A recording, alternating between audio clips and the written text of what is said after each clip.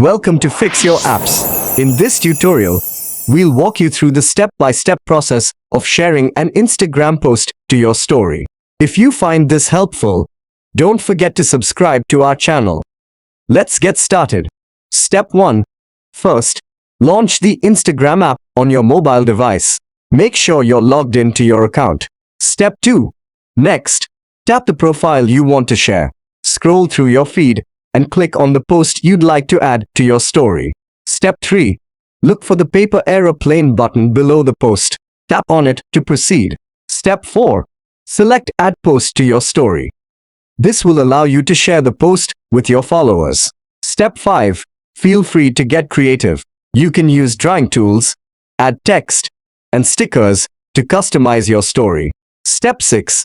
Once you're satisfied with your edits, tap the Next button. Step 7.